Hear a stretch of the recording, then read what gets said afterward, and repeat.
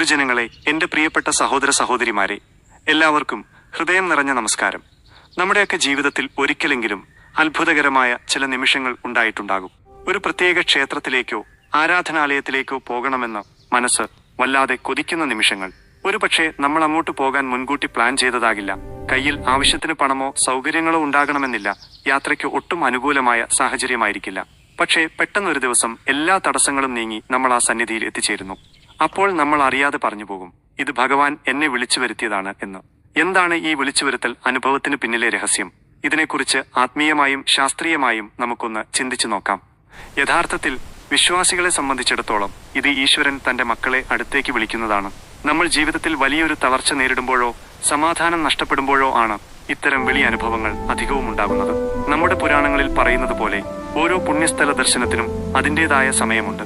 ആ കാലം തെളിയുമ്പോൾ പ്രപഞ്ചം തന്നെ നമുക്കായി വഴികളൊരുക്കുന്നു. നീ ഒറ്റയ്ക്കല്ല, ഞാൻ കൂടെയുണ്ട് എന്ന് ആ ചൈതന്യം നമ്മളെ ഓർമ്മിപ്പിക്കുന്ന നിമിഷങ്ങളാണിവ.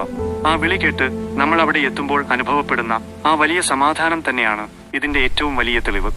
ഇനി ഇതിന്റെ മറ്റൊരു വശം നോക്കിയാൽ, നമ്മുടെ മനസ്സിന്റെ ഉള്ളിൽ എവിടെയെങ്കിലും ഒരു പ്രത്യേക ഇടം സന്ദർശിക്കണമെന്നോ അല്ലെങ്കിൽ ഒരു വഴിപാട് കഴിക്കണമെന്നോ ഉള്ള ആഗ്രഹം ഒളിഞ്ഞുകിടപ്പുണ്ടാകാം. തിരക്കുകൾക്കിടയിൽ നമ്മൾ ഇത് മറന്നുപോയാലും നമ്മുടെ ഉപബോധ മനസ്സ് അത് കൃത്യമായി ഓർത്തുവെക്കും. ജീവിതത്തിൽ വല്ലാതെ സ്ട്രെസ് അനുഭവപ്പെടുമ്പോൾ സമാധാനം തേടി നമ്മുടെ മനസ്സ് തനിയെ ഒരു സുരക്ഷിത സ്ഥാനം തിരയാൻ തുടങ്ങും. ആ സമയത്ത് ഉള്ളിലൊളിഞ്ഞ ഈ പോസിറ്റീവ് ചിന്തകൾ പുറത്തേക്ക് വരികയും ആ സ്ഥലത്തേക്ക് പോകാനുള്ള ശക്തമായ പ്രേരണയുണ്ടാവുകയും ചെയ്യുന്നു. ഇതിനെയാണ് പലരും ഒരു അദൃശ്യ ശക്തി വിളിക്കുന്നതായി അനുഭവപ്പെടുന്നത്. യഥാർത്ഥത്തിൽ നിങ്ങളുടെ മനസ്സ് നിങ്ങളെ ആശ്വസിപ്പിക്കാൻ കണ്ടെത്തുന്ന വഴിയാണിത്.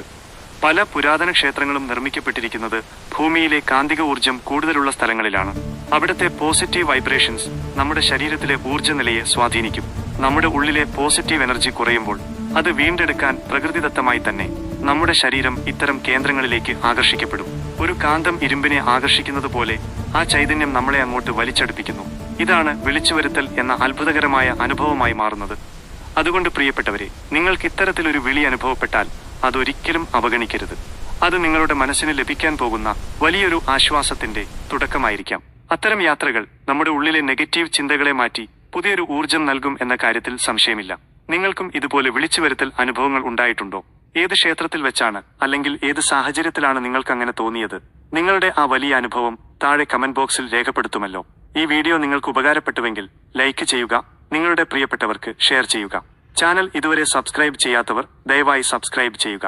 മറ്റൊരു നല്ല വിഷയവുമായി നമുക്ക് വീണ്ടും കാണാം. എല്ലാവർക്കും നന്മകൾ നേരുന്നു. നന്ദി, നമസ്കാരം.